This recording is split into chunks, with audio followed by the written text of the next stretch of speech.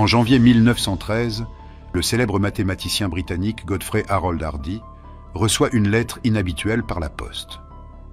Elle commence ainsi. « Cher monsieur, je me permets de me présenter à vous en tant qu'employé du département des comptes du bureau du Port Trust à Madras avec un salaire de seulement 20 livres sterling par an. » Elle présente ensuite des affirmations apparemment scandaleuses selon lesquelles son auteur a fait des progrès étonnants sur une théorie des séries divergentes en mathématiques et a résolu un problème bien établi de distribution des nombres premiers.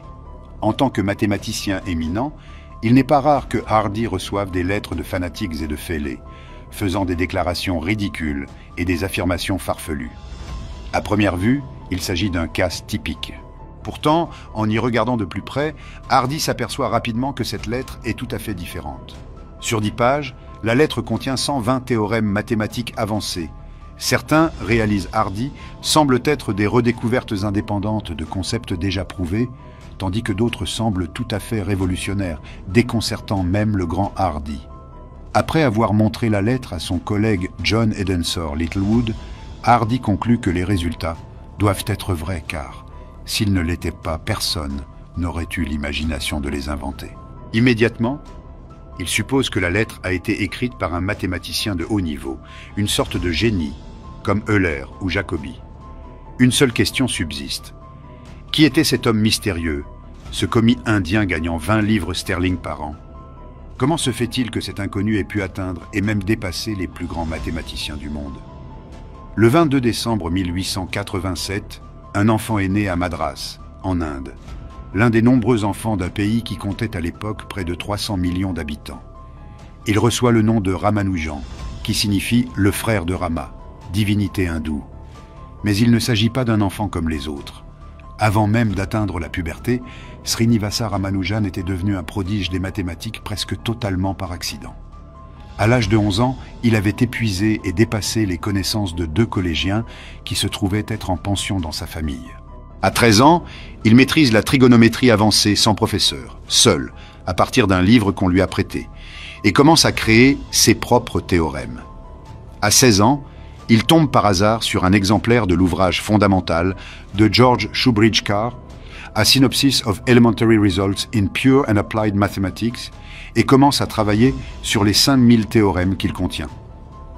L'année suivante, Ramanujan a développé et étudié de manière indépendante les nombres de Bernoulli et a calculé la constante d'Euler-Mascheroni avec 15 décimales, achevant ainsi, en tant qu'adolescent et sans mentor, ce que les plus grands esprits mathématiques du monde avaient laborieusement accompli pendant des siècles. Ses pairs et camarades de classe ont déclaré qu'ils le comprenaient rarement et qu'ils se contentaient de lui vouer une admiration respectueuse. Le directeur de son école, en lui remettant un prix de mathématiques, a déclaré que Ramanujan méritait une note supérieure à la note maximale. En reconnaissance de ses capacités évidentes, Ramanujan a reçu une bourse à la fin de ses études secondaires pour étudier au prestigieux Government Arts College, à Kumbakonam. Mais, une fois sur place, il ne pouvait se concentrer que sur les mathématiques, échouant à la plupart de ses autres cours et voyant sa bourse révoquée. Il a quitté l'école, puis y est retourné, puis l'a quitté à nouveau, avant d'accepter un emploi d'employé de bureau subalterne au sein du gouvernement. Pendant tout ce temps, il a poursuivi des recherches mathématiques indépendantes dès qu'il en a eu l'occasion, vivant souvent dans la pauvreté et au bord de la famine, soutenu uniquement par son intelligence intrinsèque. Il se peut que l'histoire de Ramanujan se soit arrêtée là, inconnue, et non découverte dans un bureau poussiéreux, enfoui sous les détails d'un employé de bureau. Il en aurait peut-être été ainsi sans une lettre qu'il écrivit en 1913 à G.H. Hardy. Après avoir sauvé la lettre de Ramanujan de la poubelle de l'histoire, au sens propre comme au sens figuré, Hardy a heureusement eu l'esprit assez ouvert pour reconnaître qu'il avait découvert quelque chose d'incroyable chez son auteur. Dans un élan d'excitation qui survient lorsque les experts reconnaissent la virtuosité, il a immédiatement tenté de faire venir Ramanujan en Angleterre pour qu'il le rejoigne à l'université de Cambridge. Après quelques résistances initiales, Ramanujan accepte et entreprend un voyage ardu à travers le canal de Suez, du joyau de l'Empire jusqu'à son cœur. À son arrivée en Angleterre, Ramanujan étonne Hardy par ses capacités naturelles. Il s'agit d'un mathématicien sans formation, au style excentrique que personne n'a jamais vu auparavant et dont le talent semble illimité. Grâce à leur collaboration, Hardy fournit à Ramanujan la formation qui lui manquait, polissant métaphoriquement le diamant du mieux qu'il pouvait.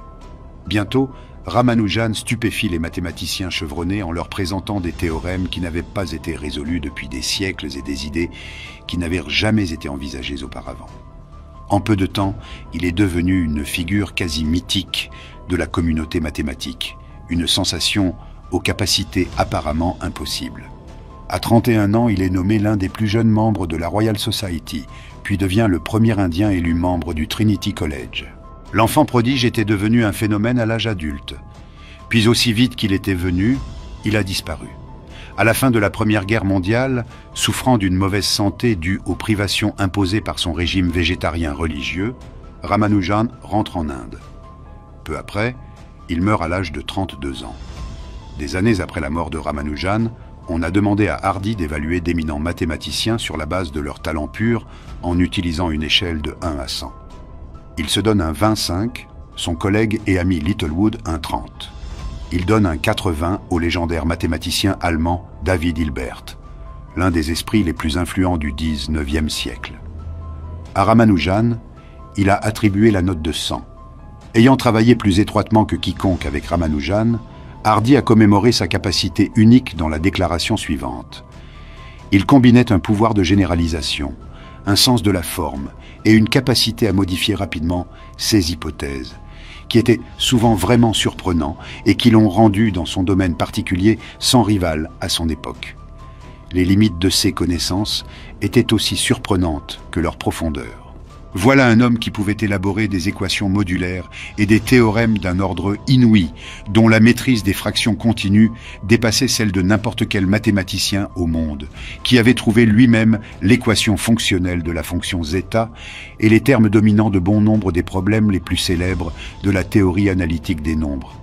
Et pourtant, il n'avait jamais entendu parler d'une fonction doublement périodique ou du théorème de Cauchy, et n'avait en fait que l'idée la plus vague de ce qu'était une fonction d'une variable complexe. En bref, Ramanujan a été capable de surpasser même les plus grands mathématiciens tout en ne connaissant pas les outils de base qu'ils utilisaient. Il n'a pas construit ses travaux sur ceux des autres, mais a plutôt semblé les inventer lui-même. Au total, Ramanujan a compilé quelques 3900 résultats mathématiques au cours de sa vie.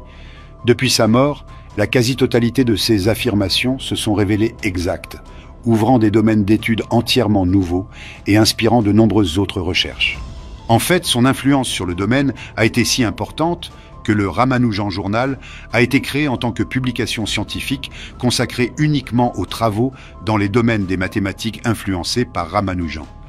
Mais au fil des décennies, quelque chose d'encore plus époustouflant est apparu, une autre couche de la légende de Ramanujan. Au fur et à mesure que la science et les mathématiques se sont développées et ont évolué, les travaux de Ramanujan sont devenus pertinents pour des domaines d'études qui n'existaient même pas de son vivant, comme l'informatique, l'ingénierie électrique et l'étude des trous noirs. Considérons par exemple qu'à son époque, personne ne savait que les trous noirs pouvaient être étudiés, alors que Ramanujan avait déjà mis au point une formule qui serait utilisée pour décrire leurs propriétés des générations plus tard. Comme l'a récemment décrit le mathématicien Ken Ono de l'université Emory d'Atlanta, en Géorgie, les formules de Ramanujan ont permis d'entrevoir des théories que Ramanujan n'aurait probablement pas pu formuler lui-même. Des théories dont personne n'avait besoin, jusqu'à ce qu'on en ait besoin. Comment cela est-il possible? Comment Ramanujan a-t-il pu connaître des choses qui n'existaient pas? Comment a-t-il pu fournir des informations qui dépassent de loin ceux que l'on comprenait à son époque? Ono a déclaré à ce sujet « Il est inconcevable qu'il ait eu cette intuition, mais il a dû l'avoir », tandis que son collègue mathématicien Freeman Dyson de l'Institute for Advanced Study de Princeton a déclaré que Ramanujan avait des sortes de tours de magie que nous ne comprenons pas. Peut-être Dyson avait-il raison. Peut-être y avait-il un facteur que nous ne comprenons pas à l'œuvre, pas de la magie, mais quelque chose d'autre. Ramanujan était connu pour être un hindou profondément religieux. Il a souvent attribué ses capacités mathématiques à la déesse de sa famille, Namagiri, affirmant que « une équation n'a de sens pour moi que si elle représente une pensée de Dieu ». Il a raconté qu'il rêvait de gouttes de sang, qui symbolisèrent cette déesse, et qu'après ses rêves, il recevait des visions de formules mathématiques complexes sur des parchemins qui se déployaient devant ses yeux. Cela peut sembler difficile à croire, ou peut-être comme si Ramanujan avait cédé à son excentricité, mais curieusement, ce n'est pas une histoire unique parmi les penseurs de haut niveau. Le créateur du tableau périodique, le chimiste russe Dmitri Medvedev, a déclaré qu'il avait rêvé que tous les éléments, y compris ceux qui n'avaient pas encore été découverts, se mettaient en place devant lui. Albert Einstein était célèbre pour ses expériences de pensée, au cours desquelles il s'asseyait dans une solitude tranquille et imaginait les résultats de concepts théoriques. C'est au cours de l'une de ces expériences de pensée qu'il a trouvé la célèbre équation E = sin mc². Même le cofondateur d'Apple, Steve Jobs, aurait trouvé l'inspiration pour l'iPhone dans un rêve éveillé. Il existe de nombreuses histoires de ce type parmi les penseurs les plus légendaires de l'humanité, des histoires d'inspiration aléatoire, semblant sortir de nulle part. Mais il existe une explication qui va au-delà de la magie ou de la sérendipité.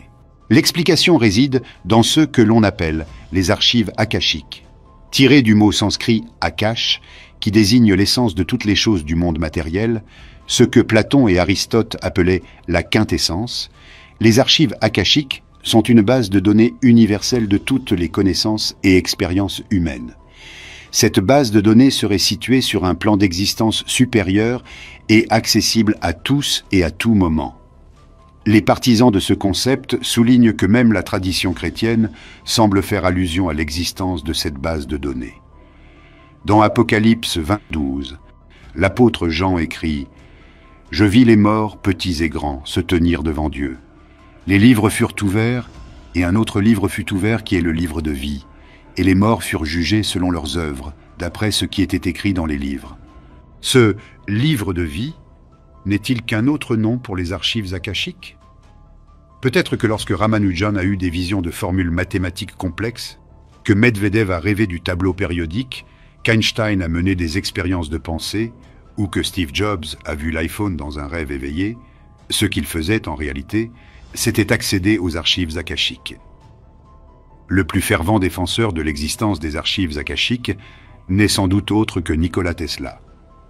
Dans son livre Man's Greatest Achievement, la plus grande réalisation de l'homme, publié en 1907, Tesla a déclaré que toute matière perceptible provient d'une substance primaire, ou ténuité au-delà de toute conception, remplissant tout l'espace, l'akasha, ou éther luminifère, sur lequel agit le prana ou force créatrice vivifiante, appelant à l'existence, dans des cycles sans fin, toutes les choses et tous les phénomènes.